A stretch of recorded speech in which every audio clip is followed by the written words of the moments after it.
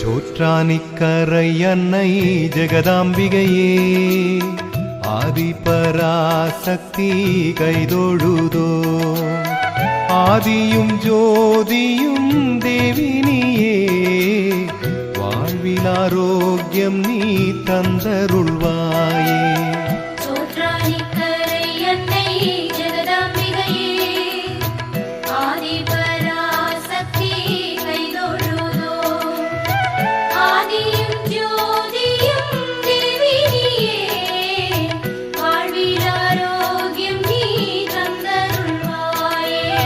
பார்வதி தேவி ஸ்ரீபத்ரகாளி சோற்றானிக்கரையிலே அவதரித்து